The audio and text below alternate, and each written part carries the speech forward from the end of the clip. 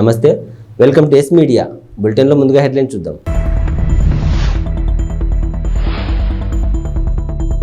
గిద్దలూరు ఎన్నికల రిటర్నింగ్ అధికారిని నాగజ్యోతి ఆధ్వర్యంలో స్వీప్ అవగాహన ర్యాలీ.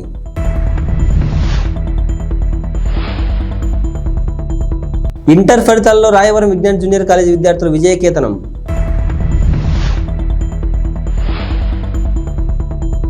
కొంగు చాచి అడుగుతున్నాము, న్యాయం చేయండి వైఎస్ షర్మిలారెడ్డి. ప్రకాశం జిల్లా ఎన్నికల రిటర్నింగ్ అధికారి ఆదేశాల మేరకు ఓటు హక్కును వినియోగించుకోవాలని కోరుతూ గిద్దలూరు ఎన్నికల రిటర్నింగ్ అధికారిని నాగజ్యోతి ఆధ్వర్యంలో స్వీప్ అవగాహన ర్యాలీ నిర్వహించారు. అనంతరం జెండా ఊపి ప్రారంభించారు. ఈ సందర్భంగా ఎన్నికల రిటర్నింగ్ అధికారిని నాగజ్యోతి మాట్లాడుతూ స్వీప్ ముఖ్య ఉద్దేశం ఓటు హక్కు వినియోగిద్దాం, ప్రజాస్వామ్యాన్ని గెలిపిద్దాం అనే నినాదంతో 18 సంవత్సరాలు నిండిన ప్రతి ఒక్క యువతీ యువకులు ఓటు హక్కు నమోదు చేసుకోవడమే ముఖ్య ఉద్దేశమన్నారు. 18 సంవత్సరాలు నిండిన యువతీ యువకులు ఎవరైనా ఓటు నమోదు చేసుకోకపోతే మరో చివరి అవకాశం ఉందని, ఖచ్చితంగా ఓటును నమోదు చేసుకుని భారత ప్రజాస్వామ్య పరిరక్షణ కోసం ప్రతి ఒక్కరూ తమ కర్తవ్యాన్ని గుర్తించి ఓటు వేయాలన్నారు.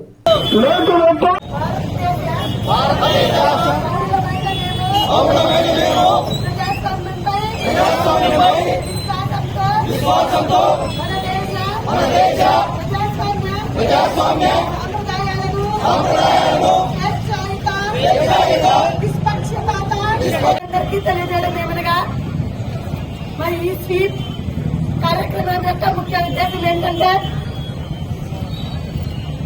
మొదటగా 18 సంవత్సరాల నిండిన ప్రతి ఒక్కరూ వారికి ఓటు కోసం అప్లై చేసుకుని ఓటు వేయాలని అందరికీ తెలపడం ఒక ముఖ్య ఉద్దేశం. ఈ నెల 15వ తారీఖు వరకు, మార్చి 15 నాటికి 18 సంవత్సరాలు నిండిన వాళ్ళు కొత్తగా అప్లై చేసుకోవడానికి ఇంకా అవకాశం ఉంది. ఎవరైనా ఇప్పటికీ మార్చి 15 నాటికి 18 సంవత్సరాలు నిండిన వాళ్ళు ఓటుకు అప్లై చేసుకోకుండా ఉంటే వాళ్ళు ఈ 15వ తారీఖు లోపల అప్లై చేసుకోవాలని కోరుకుంటున్నాము. అదొకటి.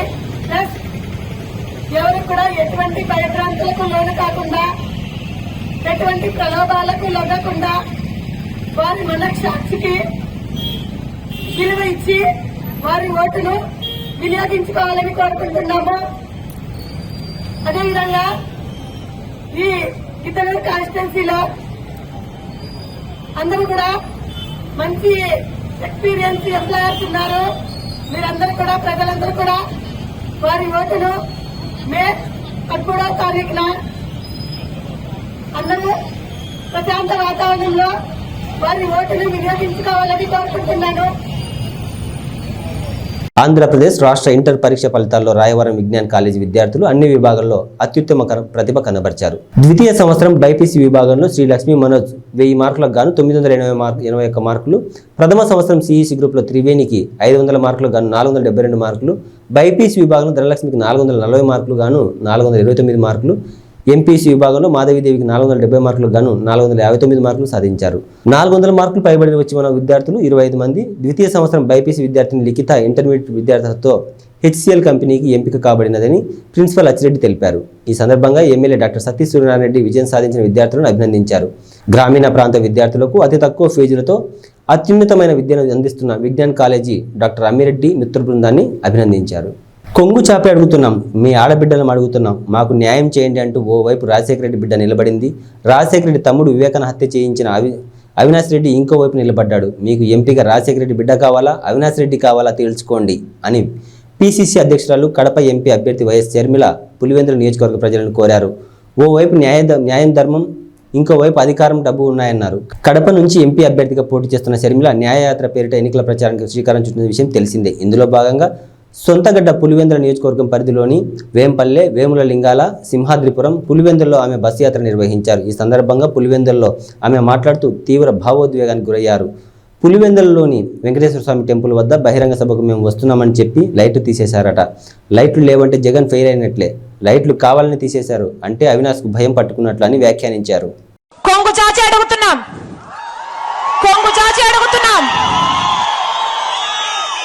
మీ ఆడబిడ్డలం అడుగుతున్నాం,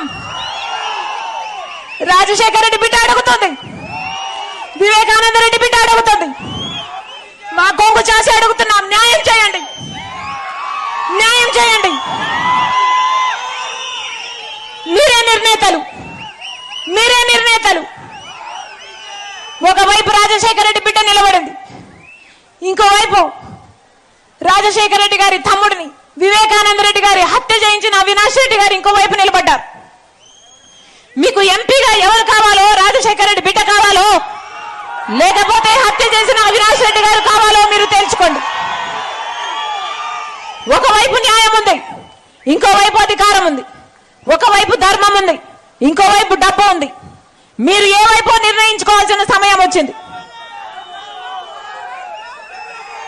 నేను రాజశేఖర రెడ్డి బిడ్డను. పులి కడుపున పులే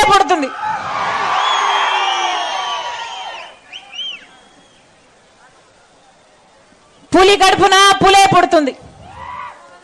ఈ రాజశేఖర రెడ్డి బిడ్డ ఎవ్వరికి భయపడేది కాదు. అలాగే అన్యాయం జరుగుతుంటే సహించేది కూడా కాదు. ఇక్కడ అన్యాయం జరుగుతుంది కాబట్టి ఒక హంతకుడిని మళ్ళీ గెలిపించకుండా, ఒక హంతకుడు మళ్ళీ చట్టసభలకు వెళ్ళకూడదని ఈ రోజు రాజశేఖర రెడ్డి బిడ్డ ఈ నిర్ణయం తీసుకొని ఇక్కడ నిలబడింది. మీ రాజశేఖర రెడ్డి బిడ్డను గెలిపిస్తారో ఓడిస్తారో మీరే నిర్ణేతలు.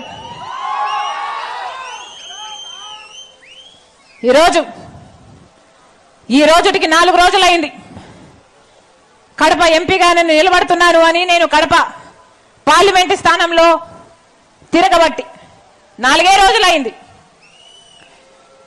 4 రోజులు అయిందో లేదో ఈ రోజు వచ్చిన వార్త అవినాష్ రెడ్డి గారిని కర్నూలు జిల్లా ఆలూరు తాలూకా హోలగుంద మండల కేంద్రంలో టీడీపీ, జనసేన, బీజేపీ కూటమి అభ్యర్థి వీరభద్రగౌడ తనయుడు గిరీష్ మల్లేష్ గౌడ ఎన్నికల ప్రచారం నిర్వహించారు. ఈ సందర్భంగా అయోధ్యనగర్లో ఘన స్వాగతం పలికారు. అనంతరం కార్యకర్తలతో గడప గడపకు ప్రచారం చేస్తూ సైకిల్ గుర్తుకే ఓటు వేయాలని కోరారు. ఈ కార్యక్రమంలో టీడీపీ, జనసేన, బీజేపీ కార్యకర్తలు పాల్గొన్నారు.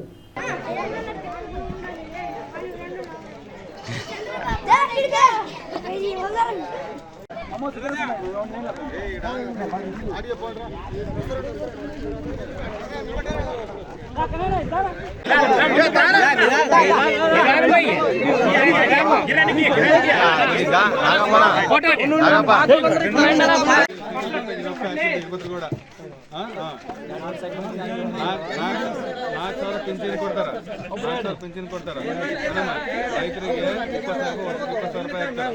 18 రూపాయలు కొడతారా, 3 ప్లేట్లు ఫ్రీ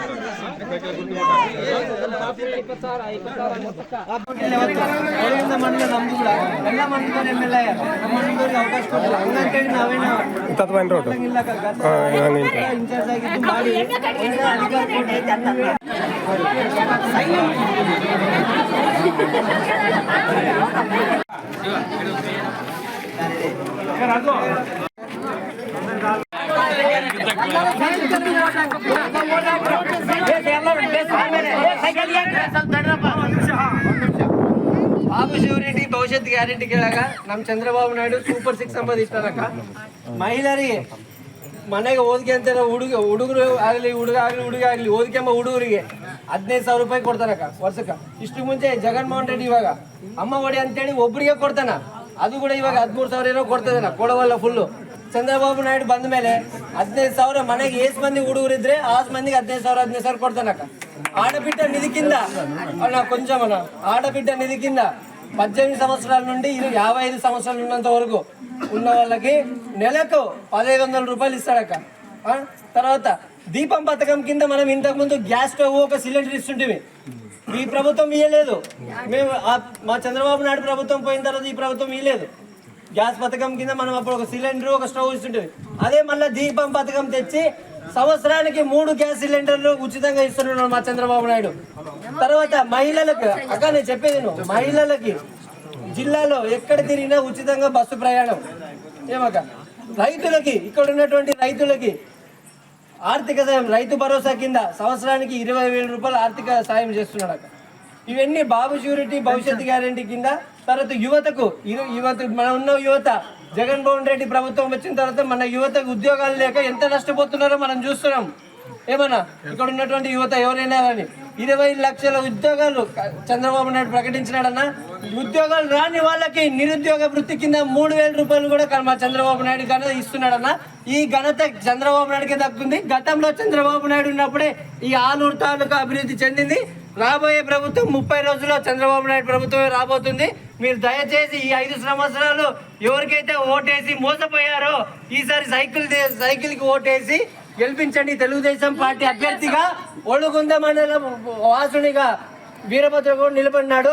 ఒకటి గురువ మా నాగరాజ్ అని నిలబడినాడు ఎంపీకి, ఒకటి ఎమ్మెల్యేకి. 2 సైకిల్ ఓటేసి గెలిపించండాక మీ పనులు ఏమున్నా చేస్తామక. రైల్వే శాఖ మాజీ కేంద్ర సహాయ మంత్రి కోట్ల సూర్యప్రకాష్ రెడ్డి వైసీపీ నాయకులకు వార్నింగ్ ఇచ్చారు. ఆర్థిక శాఖ మంత్రి బుగ్గన అనుచరుడు డోన్ మండలం కమలాపురం సర్పంచ్ అర్జున్ రెడ్డి తన అనుచరులతో కలిసి కోట్ల సూర్యప్రకాష్ రెడ్డి సమక్షంలో తెలుగుదేశం పార్టీ కండువా కప్పుకున్నారు. ఈ నేపథ్యంలో భారీ ఎత్తున ర్యాలీ నిర్వహించారు. ఈ సందర్భంగా మాట్లాడుతూ అర్జున్ రెడ్డికి అలాగే ఆయన అనుచరులకు తన కుటుంబం అండగా ఉంటుందని హామీ ఇచ్చారు. వైసీపీ నాయకుల కేసులకు భయపడమని ఆయన హెచ్చరించారు. డోన్ నియోజకవర్గంలో తాగునీటి సమస్య అధికంగా ఉందని, తాము అధికారంలోకి వచ్చిన వెంటనే తాగునీటి సమస్యను తీరుస్తామని హామీ ఇచ్చారు. కుటుంబాలు కూడా అదే మంచి కుటుంబాలు. కొన్ని కారణాల వల్ల రాష్ట్రం విడిపోయినాక మేము కర్నూలు పోయినా కాబట్టి ఇక్కడ కొన్ని ఇబ్బందులు వచ్చాయి. దాన్ని దృష్టి పెట్టుకొని మన కర్నూలులో నేను ఎంపీగా 3 సార్లు పోటీ చేశాను. ఈసారి కురువాళ్ళకి ఇచ్చారు. నేను ఏ కులానికి వ్యతిరేకం కాదు. చంద్రబాబు నాయుడు పిలిపించి మీరు జోన్లో పోటీ చేయండి, జోన్లో పరిస్థితి బాగాలేదు అంటే ఇంతవరకు వచ్చాను. అయితే ఈరోజు జోన్లో బ్రహ్మాండమైన రెస్పాన్స్ వస్తుంది. గతంలో మేము చేశాం. గతంలో మా నాన్నగారు ఎమ్మెల్యే చేశారు, నా భార్య చేసింది, నేను కూడా ఎంపీ చేశాను. కాబట్టి అన్ని గ్రామాలకు సంబంధం ఉన్నాయి. చాలా మంది సంతోషపడతారు. మళ్ళీ మా సొంత ఇంట్లో మేము పోయినట్టు ఫీల్ అవుతారు అన్ని కులాలు కూడా. కాబట్టి తప్పకుండా అర్జున్ రెడ్డి మీరు స్వాగతం పలుకుతున్నాం. అర్జున్ రెడ్డి వాళ్ళ బంధుమిత్రుల్ని వాళ్ళ మన గ్రామస్తులందరూ కూడా స్వాగత పలికి అర్జున్ రెడ్డి గారు స్వయంగా చెప్పారు అక్కడ మాకు నష్టపోయే మర్యాద. కానీ ఏనాడు కూడా ప్రకాష్ రెడ్డి తెలుగుదేశం రెడ్డి నష్టపోయేది ఎవరు చెప్పడం లేదు. మహిళలు కానీ ఇక్కడ లారీ ట్రాన్స్పోర్టర్స్ కానివ్వండి, మార్కెట్ కానివ్వండి, రకరకాల ఇబ్బందులు పెడతారు. పోలీసులు పెట్టుకొని వాళ్ళ పేరు పెట్టి భయపెడుతున్నారు. వాస్తవమే. మళ్ళీ చేస్తుంటే ఎలక్షన్ కమిషన్ ఏం చేస్తుంది, పోలీసులు ఏం చేస్తారు. పోలీసులు తొత్తులుగా వెళ్ళకు. నేను కూడా పోలీసులకి మరొకసారి వార్నింగ్ ఇస్తున్నా. మీ కాలం దగ్గరికి అయింది. వచ్చేది తెలుగుదేశం పార్టీ కాబట్టి దయచేసి మీరు పార్షల్ లేకుండా వర్షంగా ఉంటే బాగుంటుంది. లేకపోతే సైన్ గురించి తెలిసి వస్తుంది. తప్పకుండా అర్జునుడి బాగా సహకారం ఉంటాయి. అర్జునుడి ఇబ్బంది వాళ్ళ మనుషులుగా వాళ్ళకని మమ్మల్ని ఎవరు కూడా అన్యాయం చేయకుండా తప్పకుండా వాళ్ళ వ్యాపారం కానివ్వండి ఏమైనా కానీ మేము అభివృద్ధిలో తోడ్పడతాం. తప్పకుండా భయం లేకుండా ప్రశాంతంగా మనతో కలిసి గెలిపించుకుంటామని చెప్పి మీ తప్పని కోరుకుంటున్నాం. అభివృద్ధి కనిపించడం లేదని చెప్పేసి మంత్రి గారు అంటున్నారు. అభివృద్ధి ఏమంది అభివృద్ధి ఏమో చెప్పు. బిల్డింగ్లు కట్టాము. ఏ బిల్డింగ్ కట్టా? ఏ బిల్డింగ్ అభివృద్ధి అనేది కనిపించడం లేదు. ఒకసారి నాకు కాదు ప్రజలకు పెడతారు. మేము ఎప్పుడు కానీ మా కుటుంబం అభివృద్ధి చేసేది చెప్తాం. మేము వీళ్ళు అభివృద్ధి చేయకుండా చేశారు. రోడ్డు తాడేశాడు. కొత్త రోడ్డు ఇక్కడ వెళ్ళా. ఇప్పుడు హాస్పిటల్ కూడా మేము 9 శాంక్షన్ చేశాం. తీసిపోయి హాస్పిటల్ ఏ హాస్పిటల్ అది ట్రైబల్ హాస్పిటల్. అది తెలుసు కానీ ట్రైబల్ హాస్పిటల్ కట్టాడు. అది అలహాబాద్ సంబంధించిన హాస్పిటల్. అది రోడ్డు కట్టాడు. అంత ఎక్విప్మెంట్ లేదు. నాకు సెట్ కట్టాడు బ్రహ్మాండంగా. పైన పట్టారు లోన్ ఉంటారు. ఏం లేదు కట్టా చెప్పుకుంటే ఏం కట్టాడు. మేము నీళ్ళు ఇచ్చాం. శ్వేత ఉన్నప్పుడు డోన్లో నీళ్ళు ఇచ్చాం. 70 కోట్లు నీళ్ళు ఇచ్చాం. మళ్ళీ ఇస్తాం. అది అభివృద్ధి కాదా? అది ఇండ్లు ఇచ్చాం. ఈరోజు నేషనల్ హైవే పక్కన ఇల్లు ఖాళీ మొత్తం డెవలప్ అయింది. ఇక్కడ ఈ ఖాళీ ఆయన కప్పట్లేదు అడుగుతున్నా. ఆయన కప్పట్లేదా? మొన్న వచ్చి మేమేసి రోడ్డు కదా రోడ్ వేసి బిల్డింగ్ కడితే అభివృద్ధి. అది అభివృద్ధి ఉంటే గ్రామాలకు వెళ్దాం. నువ్వు ఇల్లు గ్రామాలకు ఆయన చెప్పాడు. నేను చేసి కానీ చూస్తాను పోదామన్నాడు. మాకు వేసుకునే అవసరం లేదు. మాకు గుండెబండు ఎద్దుబండు సార్ పోస్తాం. మేము కూడా వస్తాం. మేము రైతులమే. తర్వాత రాజకీయం వచ్చాం. ఆయన రైతు కాదు, రాజకీయ నాయకుడు కాదు. ఆయన వ్యాపారస్తుడు. అది ఎంత వ్యాపారస్తు బుద్ధి ఉంటుంది. ఇప్పుడు ఆయనకు ఏదో అభివృద్ధి ప్రజలు చెప్పాలి. అభివృద్ధి ప్రజలు ఓపెన్గా ఓటేస్తారు. ఇంత డబ్బులు ఇచ్చి కొనుక్కే పని లేదు. నేను అడుగుతాను, డబ్బులు చేసింటే నువ్వు డబ్బులు ఎందుకు వచ్చిందావు? నీ పేరు పోతారు, అన్ని కూడా పోతారు. అది 1 పోతారు. అది అంతా తెలిసిపోయింది. అభివృద్ధి జీరో. గెలిచేది మేమే. తెలుగుదేశం పార్టీ గెలుస్తుంది. అప్పుడు అభివృద్ధి చూపిస్తాం. మళ్ళీ మేము ఆయనకు చూపిస్తాం. అభివృద్ధి చూపిస్తాం. మేము రాష్ట్ర ప్రజల శ్రేయస్సే తన శ్రేయస్సు అనుకుంటూ రాష్ట్ర ప్రజల కోసం ఎన్నో అనేక రకమైన సంక్షేమ పథకాలు ప్రవేశపెట్టిన ఘనత జగన్మోహన్ రెడ్డికే దక్కుతుందని పశ్చిమ నియోజకవర్గ ఎమ్మెల్యే అభ్యర్థి అడారి ఆనంద్ కుమార్ అన్నారు. 92వ వార్డు వెంకటాపురంలో ఎన్నికల ప్రచారంలో భాగంగా జీవీఎంసీ కోఆప్షన్ సభ్యులు బెహ్రా భాస్కర్ రావు, పశ్చిమ నియోజకవర్గం ఎమ్మెల్యే అభ్యర్థి అడారి ఆనంద్ కుమార్ కలిసి పలు ప్రాంతాల్లో పర్యటించారు. అనంతరం ప్రతి ఇంటికి వెళ్లి జగన్మోహన్ రెడ్డి చేస్తున్న సంక్షేమ అభివృద్ధి పథకాలు ప్రజలకు వివరించారు. ఫ్యాను గుర్తుపై ఓట్లు వేసి గెలిపించాలని అభ్యర్థించారు. అనంతరం రోడ్ షోలో ఆనంద్ కుమార్కు అడుగడుగున ప్రజలు భ్రమరథం పట్టారు. పూలమాలలు, మహిళలు మంగళహారతులతో స్వాగతం పలికారు. ఈ కార్యక్రమంలో అభిమానులు, కార్యకర్తలు పాల్గొన్నారు. అయితే నా తాలూకా ఆలోచన ఏంటంటే కంపెనీ ద్వారా యుద్ధం చేసి కంపెనీ మూసేస్తే అన్ఎంప్లాయ్మెంట్ వచ్చేస్తుందేమో అన్న భయం కొద్దీ మనకేం కావాలో కంపెనీని కోరుకుందాం అని చెప్పేసి మిమ్మల్ని శాంతింపజేయడానికి ప్రయత్నం చేశాను. అదొకటే నేను చేసిన తప్పు.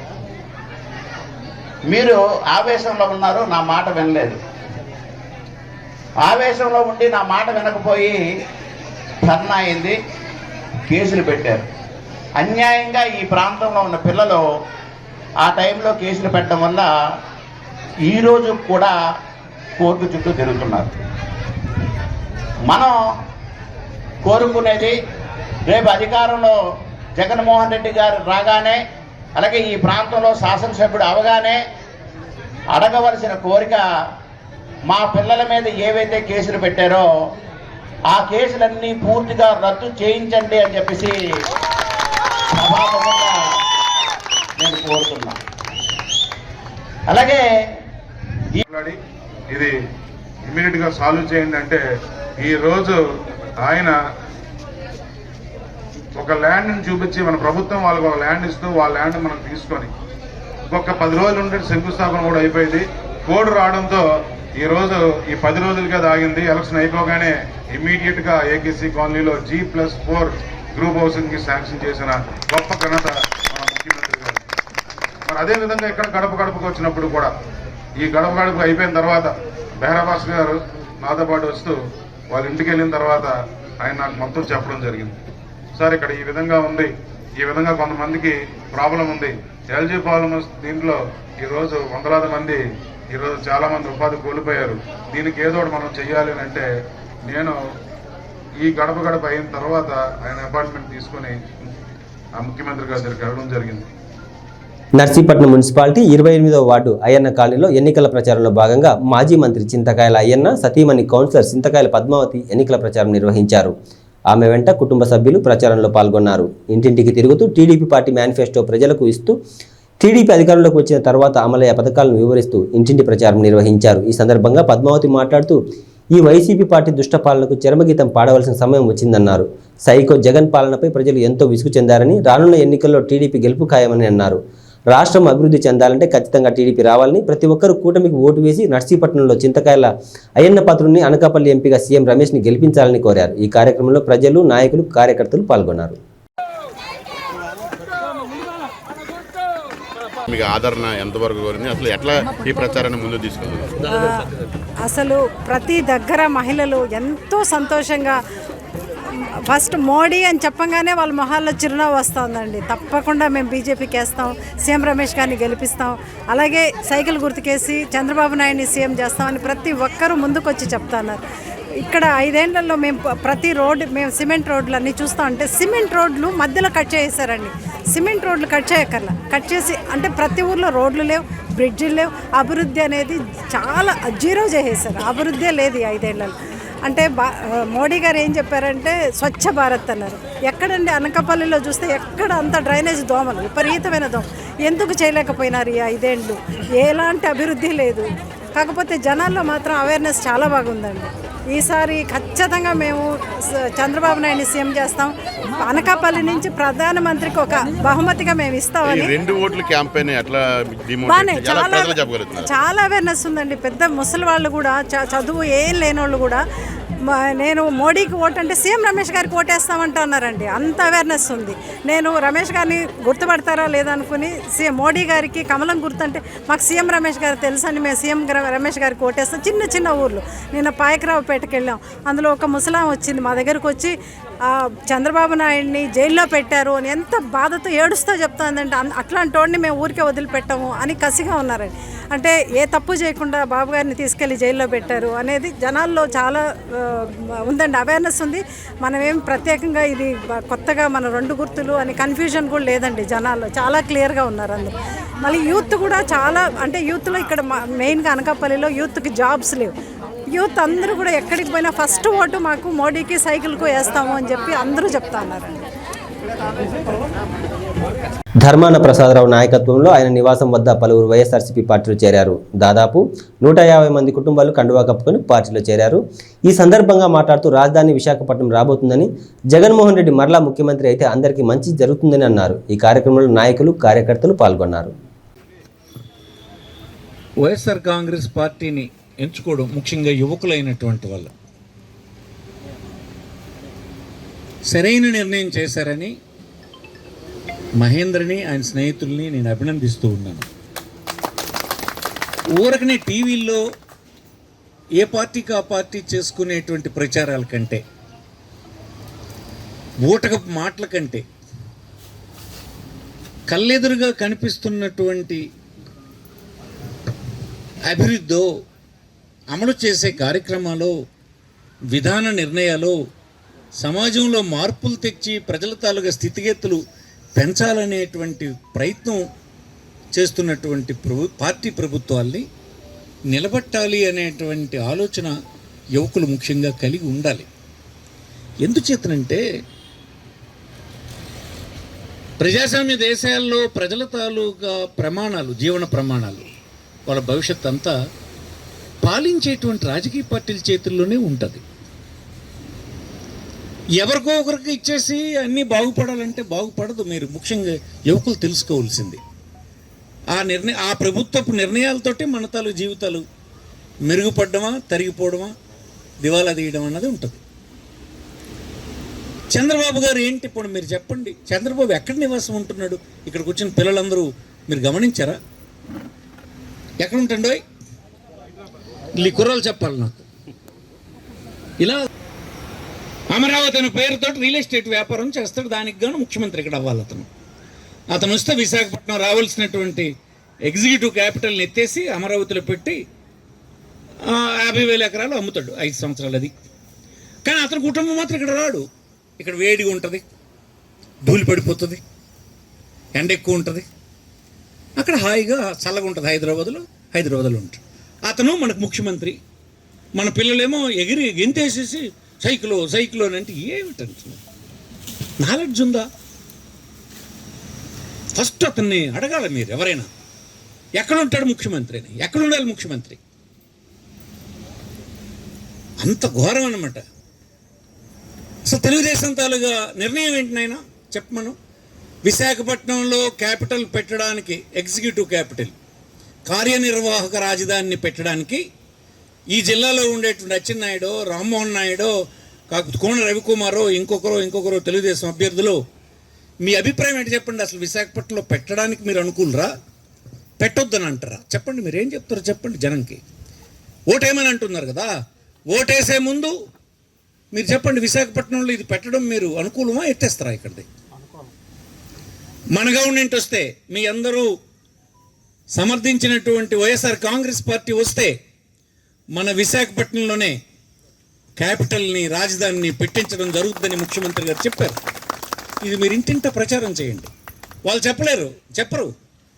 ఆ ముఖ్యమంత్రి గారు ఎవరు? పాత ముఖ్యమంత్రి గారు, వైఎస్ఆర్ తెలుగుదేశం పార్టీ అధ్యక్షులు చంద్రబాబు గారి రియల్ ఎస్టేట్ వ్యాపారానికి సపోర్ట్ చేస్తారు. ఈ జిల్లాలో పోటీ చేస్తూ ఈ జిల్లా ప్రజల తాలూకు అవసరాలకి, వాళ్ళ ఉన్నతికి పనిచేయ. రాజధాని అంటే ఏంటి? రాజధాని అంటే ఏమనుకుంటున్నారు? అక్కడ రాజధాని వస్తే మనం ఉదయాన్నే బ్రేక్ఫాస్ట్ చేసేసి రాజధానికి వెళ్ళి పని చూసుకొని రాత్రి ఇంటికి భోజనానికి వచ్చేవచ్చు. మన తండ్రులు, తాతలు ఎక్కడికి వెళ్ళేవాళ్ళు తెలుసా? చెన్నై వెళ్ళేవాళ్ళు. ఆ రోజుల్లో 2.5 రోజులు 3 రోజులు ట్రైన్లో ఉండేవాళ్ళు మన తాతలు. 75 సంవత్సరాలు ఉన్నారు అక్కడ. మనం అయిపోయింది. 3 సంవత్సరాలు కర్నూలు వెళ్ళాం, తాతలు తండ్రులు వెళ్ళారు. ఆ తర్వాత హైదరాబాద్ మార్చారు. హైదరాబాద్లో 65 సంవత్సరాలు ఉన్నాం, మనము తండ్రులు వెళ్ళారు. ఈవేళ రాష్ట్ర విభజనలో అవకాశం వచ్చింది. మిగిలినటువంటి ఒకే ఒక సమగ్రమైన పట్టణం, పెద్ద పట్టణం, అన్ని అర్హతలు ఉన్నటువంటి పట్టణం, కేంద్రం నియమించినటువంటి కమిటీ కూడా చెప్పినటువంటి పట్టణం విశాఖపట్నం. దాన్ని క్యాపిటల్గా పెట్టమంటే పెట్టకుండా ఇతనేమో వ్యాపారం చేయడానికి కోసమని రాజధానిని ఏర్పాటు చేస్తాడు, ప్రజలకు సంబంధం లేకుండా. అతను మనకి కాబోతున్నటువంటి ముఖ్యమంత్రి అని అతను చెప్తాడు. ఎందుకు వేయాలి మనం? విశాఖపట్నం క్యాపిటల్ వస్తే దేశ విదేశాల నుంచి పెట్టుబడి అంతా ఇక్కడికి వస్తుంది. విశాఖపట్నం చుట్టూన జిల్లాల్లో పెట్టుబడి అంతా వస్తుంది. పరిశ్రమలు వస్తాయి, సంస్థలు వస్తాయి, ఐటీ వస్తుంది. మన పిల్లలందరూ ఉద్యోగులు ఇక్కడే చేస్తారు. ఎక్కడో ఇంటర్మీడియట్ చదువుకున్న పిల్లడు మన జిల్లా నుంచి వెళ్ళిపోతాడు పాపం. ఆ తల్లి తండ్రి ఆ పిల్లడు ఎదిగొస్తే మాకు కాలంగుని రోజున, కన్ను కనిపించని రోజున, చేతులు సాగని రోజున ఈ పిల్లడు మాకు ఆదుకుంటాడంటే ఏముంది ఇక్కడ? ఏముండదు కనుక ఇంటర్మీడియట్ అయిన తర్వాత చిన్న బ్యాగ్ తగిలించుకొని ఇలా కనిపించినటువంటి సుదూర ప్రాంతాలకు వెళ్ళిపోయి మురికి గట్ల మీద, చెరువు గట్ల మీద, దోమల మధ్యన, అనారోగ్యం మధ్యన చాలీ చాలని ఫుడ్తో కూలి చేసుకుంటూ బ్రతికినటువంటి పిల్లలే కదా మన జిల్లా వాళ్ళు. ఎన్నాళ్ళు ఈ బాధలు? ఎందుకు పడాలి ఈ బాధలు? ఎవరి నిర్వాహకం వాళ్ళు పడుతున్నాయి ఈ బాధలు? ఈవేళకైనా మార్పు తెచ్చుకోవడానికి మనం ప్రయత్నం చేయకపోతే ఎలాగ? మార్పు రావాలంటే ఏం చేయాలి? ఓటు అనేటువంటి దానితో మార్పు తేగలం. నిన్న జగన్మోహన్ రెడ్డికి ఓటు వేయడం వల్ల ఏం జరిగింది? ఉద్దానంలో మంచినీటి ప్రాజెక్ట్ వచ్చింది. కిడ్నీ వ్యాధులతో చనిపోతున్న వాళ్ళకి పరిష్కారం లభించింది. పలాసలో హాస్పిటల్ వచ్చింది, వైద్యం చేయించుకోవడానికి అవకాశం వచ్చింది. మూలపేటలో సీపోర్ట్ వచ్చింది. ప్రపంచంతో శ్రీకాకుళం మరొక 6 మాసాల్లో కనెక్ట్ అయిపోతుంది. 4,000 కోట్ల రూపాయలు పెట్టుబడి పెట్టి పని జరుగుతుంది. మనం శ్రీకాకుళంలో ఏమొచ్చినాయి చూడండి. 900 బెడ్ల హాస్పిటల్ పూర్తయి రెడీ అయింది. రేపమాట కలెక్టరేట్ ఇనాగ్రేషన్కి సిద్ధంగా ఉంది. ఏమి చేయలేదని ప్రతి ఊర స్కూల్ డెవలప్ అయింది, ప్రతి దగ్గర హై స్కూల్ డెవలప్ అయింది. అందులో ఉండేటువంటి ఫర్నిచర్ని, డిజిటల్ బోర్డుల్ని, టాయిలెట్లని, అవసరమైనటువంటి పిల్లలకు కంప్యూటర్ని, వారికి బట్టలు, భోజనం, పెంచినటువంటి తల్లికి భారం అవుతుందేమో, కూలికి పంపించేస్తుందేమో అని చెప్పి ఆమె అకౌంట్లో డబ్బు వేసి ఎందుకోసం? ఆ పిల్లడు చదివితే, ప్రయోజకుడైతే ఆ కుటుంబం జీవన ప్రమాణాలు. ఇవి బులెటిన్ విశేషాలు. మరో బులెటిన్లో మళ్ళీ కలుద్దాం. అంతవరకు సెలవు. నమస్తే.